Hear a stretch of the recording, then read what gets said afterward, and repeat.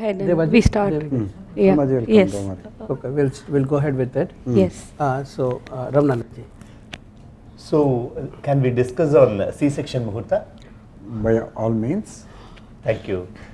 We will take a case where you have given a Muhurta to your client. You have done an amazing, exhaustive work actually. So I have a few questions on that. First question, I have already discussed with you in person, but still I wanted to have a word with you for the benefit of audience. Being mortal human beings, what right do we have to select a C-Section Muhurta? We're talking about natural birth versus decided, predetermined Muhurta for the birth of a child. So if there is an option available where a C-section can be opted and a particular time can be chosen, we're just going to discuss on that. If you can explain a little bit about the history of this. Of course, you can tell the case. See, this question is a bit absurd from my point of view, because it's like asking why should man do genetic engineering, why should man go to the moon, and why should he discover aviation technology and computer technology. He can be very well content as an agricultural farmer in an agrarian society. So why is he doing all these funny things? Now he's doing all these so-called funny things because he's an embodiment of the divine.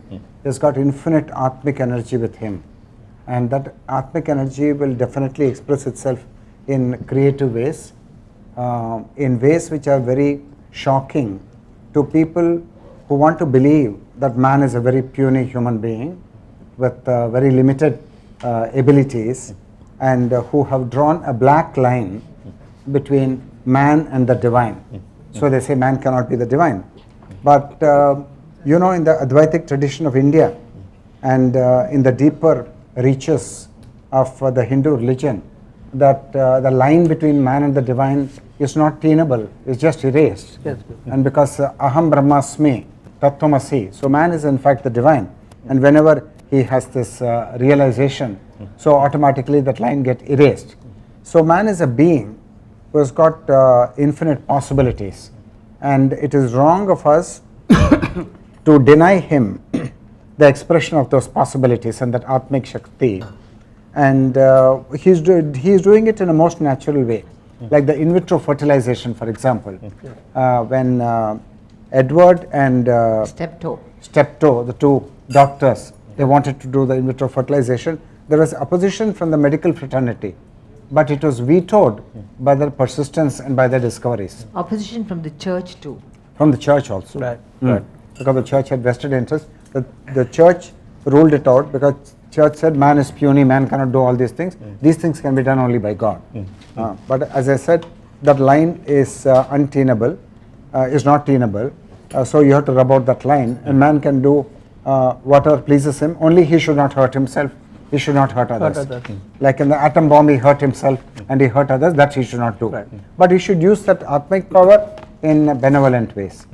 And secondly, when there is a medical emergency and the mother is in danger of dying or in the danger of getting a heart attack, if the process is allowed to continue, or if the baby in the womb is got the risk of life to it, then there has to be medical intervention, and a C-section is mandatory.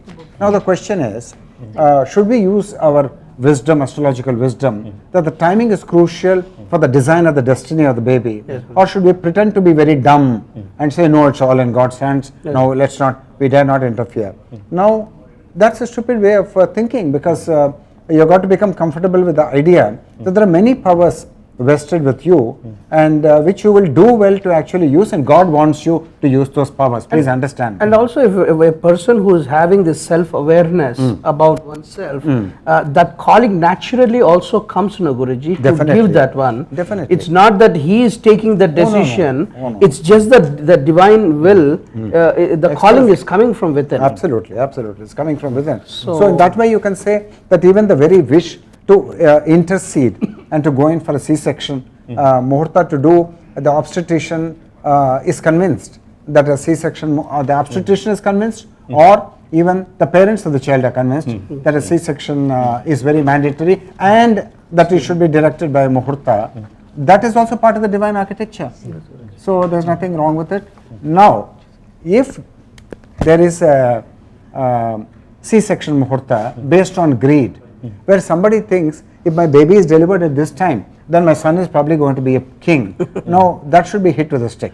That is just Rahuvian greed, and that should not be encouraged. And that is too silly. But the other two instances, the medical emergency and the astrological wisdom prevailing on the operating obstetrician, those are absolutely legitimate. You can't question it. Thank you, thank you. See, I see that a lot of homework has gone into this selection of Muhurta. Can you just explain for the benefit of audience the kind of the context in which you have taken this Muhurta actually? This was actually not only an emergency thing for the parents of the child, it was also an emergency thing for the astrologer who was guiding the family. And they were told that if the baby is not delivered by December 7th, by December 11th, then it has to be a C-section. So they had 2 sittings with the obstetrician, and the obstetrician said it's progressing very well, so we will do a normal delivery. Then suddenly, on one of the sittings on August 6th, the obstetrician said that no, C-section is mandatory now, otherwise there is risk to the life of the mother and risk to the life of the baby. Yes. So it was a case of medical emergency. So just out of the blue, they wrote a mail to me saying that we are in this quandary. So what are we to do? So then I said, please talk to your obstetrician and tell her about the importance of this Muhurta, how it shapes and designs the destiny of the baby, and tell her that she should agree through her act of compassion to accede to the chosen time of the Muhurta. So that too, they talked to her twice, and she said, look, I am under constraints. The operating theatre is available only from 7:30 to 8:30 in the morning. So all surgeries must be done between 7:30 and 8:30. And I can't do a C-section delivery at 4:30 in the evening. So I can't do it. So it was always a no, no, no. Persistent. Every knock on the door, no. Another knock, no. Third knock, no. Then I said, now you pray to the divine that you got this baby, and to deliver the baby at any other time will be not so good for the baby's destiny. So you make a prayer to the divine and you make a sankalpa that the obstetrician, operating obstetrician should be convinced and should go with you and do the delivery of the baby through C-section during the given Muhurta. So till the last moment, it was a no-no thing. Then finally, in the very last minute, the nurse reported that the obstetrician said that, okay, I will do this. And the nurse was known that obstetrician for many decades. I've never seen the doctor in that mood. The doctor is in a very prayerful mood and was waiting for that exact moment, took note of the wishes of the parents, and then did the C-section exactly at 4:46. The delivery time was 4:47 in the afternoon. And so there's a complete reversal. And it was a very delicate choice even for me. I gave 5 Muhurtas for C-section, and I said 4 of the Muhurtas are not good enough because there's Ketu's affliction to the sun and to Mercury, and the 3rd Muhurta is the best, so go for that, falling in the afternoon. And the other Muhurtas, the Ketu's affliction to sun and Mercury fell in the 12th house, which is very dangerous, but this came in the 7th house. And they just left it finally in the hands of God, and the obstetrician agreed, and she did the baby and delivered the baby exactly, not even 1 minute earlier, 1 minute later. So there was a reversal of the verdict coming from the medical fraternity in the hospital, and this shows the power of the sankalpa. Now I was unrelenting. I said, I'm not willing to listen to the obstetrician, and she has to listen to you, because the child belongs to you, and I'm just guiding you, and this is the right time for her to deliver the baby. So finally, she delivered the baby at the right time, and the chart had 2 or 3 strong planets, and Ketu's affliction is not wrong. I've seen Ketu's affliction with an orb of 1 degree in the charts of many people who are very alive and who are nearing 60 years old, 70 years old. So it has an extraordinary Navamsha chart, because I do so much of fine tuning. I fine tune the Navamsha chart. There is Jupiter in the Lagna of the Navamsha chart. What more do you want? Yes, amazingly. It's too much. It's just too much. So it is, this case study is actually a testimony of what Vedic astrology can do if you will be humble enough to allow yourself to be guided by the light of Vedic astrology. You have to be humble enough, and you have got to be receptive and in a learning mode, so that you are prepared to learn. Then it will give you so much of light into your life. And have some faith. You have got to, in the process. Of course you have got to have faith, yes. Without that, we are not even starting. Yes. No. That's why Maharshi Parashara said, don't teach to atheists, don't teach to people who don't respect the masters, don't teach to people without faith, because it won't work. One more question. In this example, we find that the astrologer's sankalpa itself is extremely important, because apart from the sankalpa of a person who is going to do the remedial measure, the astrologer's pure heart and sankalpa will have a tremendous impact actually. Of course. So it speaks about how an astrologer should be. Of course. There is a lot about it. That is why an astrologer has to be a very virtuous human being. He cannot speak lies, and he must not hide the truth from his clients. At the same time, he should not frighten his clients by telling horrible things which will not happen. I've got number of cases in my practice where people have told that astrologer has said this, that the lady will die in childbirth and things like that. So I said nothing of that sort will happen, because various remedial measures. So remedial measures will save all this. And it was a doomsday prophecy. It was just nullified straight away. So astrologer sankalpa will prevail, especially if the astrologer is very pure and he has no sense of separation between himself and the client. I can give you stunning examples, but I'm not giving it here. Later on I'll share with you. Stunning, absolutely stunning, with physical manifestation on the baby's body. The astrologer's thought manifesting physically on the baby's body as a red spot, because of what the astrologer is thinking. So that's it. Can we press the button now? Open for questions? Or not yet No, finished? it's Still going on. Okay. It just started actually. Okay, good. No, one cycle is over now. Can we take questions about this case? Or is this case over? No, Let's case is continue. not over yet. Okay, right. So Okay, continue. great. Great. Quite a Continue. few questions. Yeah. See, actually, the next question pertains to this case only. You have educated your client basically, like with respect to various options. It is very good to educate a client. Very often people are not interested in getting educated at all. They want a final solution, simply. They just want your final verdict. So, do you have such clients, or you don't take such clients at all, or what is your view on that? Oh my God, this is a very interesting question. You see, when I started my astrological work, and I got this knowledge was living and throbbing and working. So I had a choice to make. So what was the choice?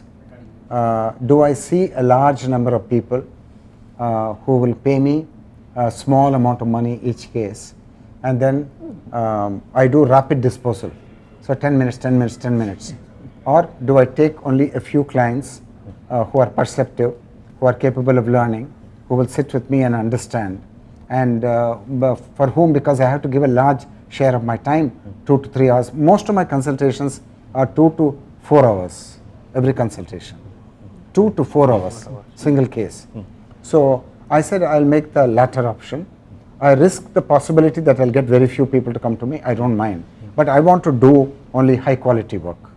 I don't want to do shoddy work And because if you don't give enough time, you can't do justice. And I don't want to deal with people who don't want to understand, who want to be believers, who got superstition, who come to me with desire and fear. I'm not interested in that gate. I'll open another gate where I'll receive people with understanding and people who want to dialogue and people who want to learn. So I made the choice in the beginning. And this particular father of the baby, he worked in America as an IT engineer for more than 10 years.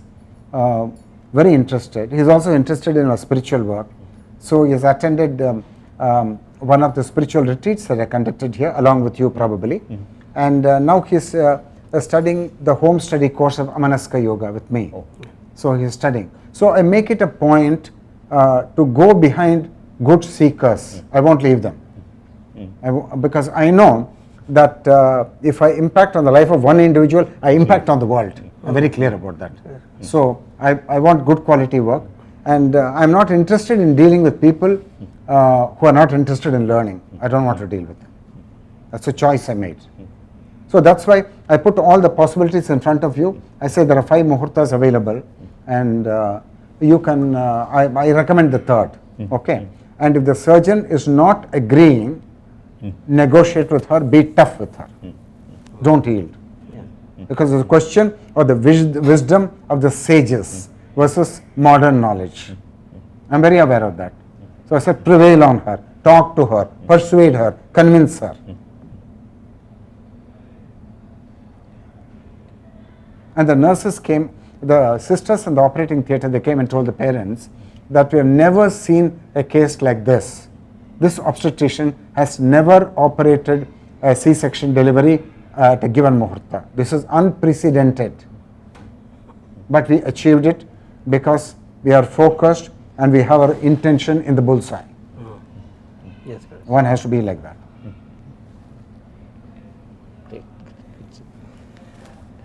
And the last question. Whenever you select such Muhurta, you automatically tend to give remedial measures also along with that, right? Of course, remedial measures. And I make sure I send 10 to 15 documents. If anybody consults me, 10 to 15 documents. And you've got to study everything and you've got to digest everything. And if they're not interested in reading and digesting, I give them a go-by. They're not worth dealing. Because you come here to learn, you are not come here to get some sops, and I'm not willing to give you sops. Yes, So I'm willing to tell you what is what. I'll be very honest with you. And but I find that over the years, I've had large number of people consulting me who are bright and perceptive and who have benefited a lot and who come to me again and again. Yes, Guruji. And also there are not many astrologers who want to give that understanding and who want to do that. Maybe. Astrologers also must have that sankalpa and that intention, Right. to help the other person understand what they are going through. Some of my clients are so perceptive. They told me that this astrology which Guruji is teaching us, it's entirely different from the astrology of every other astrology. It's totally different. Yes, They found that out. So far, so good. And also, you are teaching people how to think. That is what is my observation. Oh my God, you got it. You really got it. You really got it. But you must be willing to learn with me. That's the next question. And I certainly do that. See, when somebody comes to me, there is no line between me and that person. That's my special approach to life itself.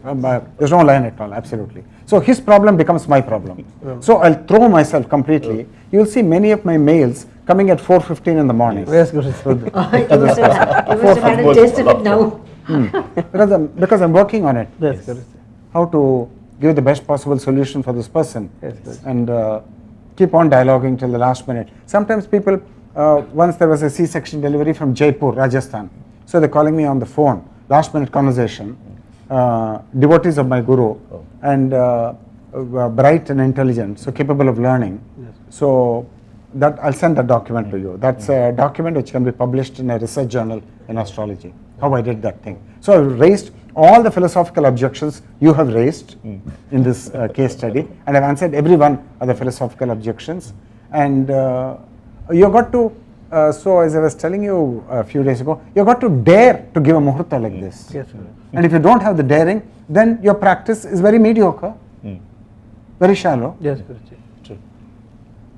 So you got to dare to take up a challenge like that and to address it very squarely. And I am doing that. Great. It's very natural for me, so I'm doing it. Guruji, one question I have. So, is there any situation in your experience, right? People came to you for a C-section Muhurta, but you had taken the risk to say it's not be C-section, it will be a normal. So, you have, can you throw some kind of? No. I have done 3 C-section Muhurtas till date. The 3 C-section Muhurtas in 12 years. But I never got a case where people said C-section and then a normal delivery happened, no. Okay. I didn't get a case like that, no. So, why I ask this question is that something the C-section thought comes to your mind, that is the time important or the time of the birth? No. I told you very clearly, see, the obstetrician who is going to operate with a knife, that obstetrician is telling the parents that there is risk to the mother who is going to deliver the baby. And Premaji told me that sometimes the mother can get heart attack if the struggle of labor is too hard. If the struggle of labor is too hard, the strain on the body is so much that the mother can have a heart attack on the table. You understand, that's very serious. Yes, Guruji. Okay. Even before she has delivered the baby, she has had a heart attack.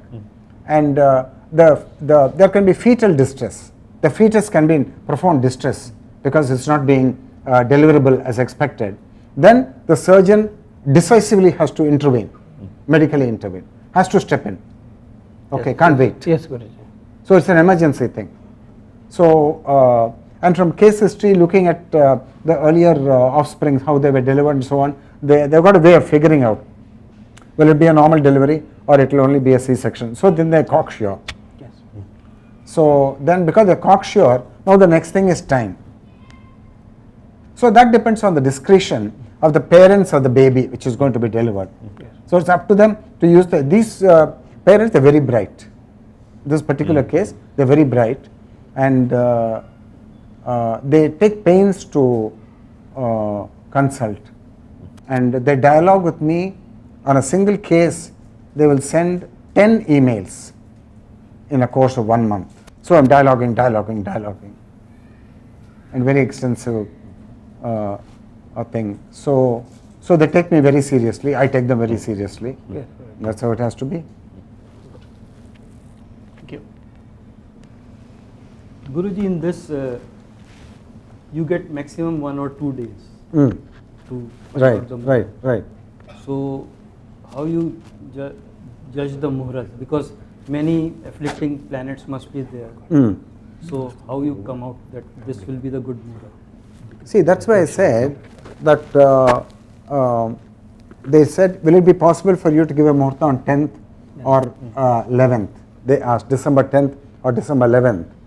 Then I said, on December 10th and 11th, Jupiter is turning retrograde. And for the time that you are asking, Jupiter is going to be in the 8th house, is going to become retrograde. And retrograde means you know what happens, then the energy won't manifest. So I said, therefore, 10th and 11th are ruled out, even though your obstetrician said that's a window available for you. But I said, no, astrologically, no, that's not a window which we can accept. So ruled out. Then between 8th and 9th. Now, 8th and 9th, I chose 8th because the afflictions were minimal. On 9th, the afflictions are more. So that's why I see all the Muhurtas possible in those 2 days' time. All the Muhurtas. 10-15 Muhurtas, all the Lagnas. I exhaust all the 12 Lagnas. Yeah. So because I'm dealing with life, I'm dealing with somebody's destiny, I can't be careless. I consider all the 12 Lagnas, whether I'll get a good Muhurta with the Navamsha chart. And then I arrive at one particular Lagna where the Muhurta is very good, then I recommend that. But I give other possibilities. I have given 5 in this case. all Muhurta will be having some shortcomings. Of course, Has to be. of course. And this is the least. Even avatars have very difficult things in life. Rama went to the forest for 14 years. His chart cannot be without afflictions, right? And some demons stole his wife, so it's not a simple misfortune, very serious. So, yeah, even avatars, even great people have afflictions. So, you have to be careful in designing. So can it happen that you have a 2-day window, and in those 2 days, it's just full of afflictions. You're not getting anything at all. Then what would you do? Possible. Then you got to tell them that this is the truth. You got to put up with this. That's why you got to leave no stone unturned. You got to search every Muhurta, whether you are able to get a Muhurta with strong planets and with planets not in Dusthanas and with a good Navamsha chart. Now these are very strong constraints. Now Ramanananda asked me, then why are you not looking at the chart of the father, chart of the sister, chart of the mother to ensure that the baby will have the same nakshatra, the same lagna as the parents? I said, you're crazy. Because these constraints are too many. Nobody will work with these constraints. Because I'm a crazy fellow myself. I'm working, you can give me any number of constraints, I'm working, I'll start working. Yes. Because I don't have that line between them and me, my time and your time, it's not there for me. So I just jump into it straight. And I explore every lagna which can give a thing. And it's emergency work. It's not only an emergency thing for the operating obstetrician. It's emergency for me because I've got to do the whole thing within a very short time. So it's a very stressful and it's very subtle work, very subtle, very creative work. Nobody to recognize it. Yes. Who cares? Who cares?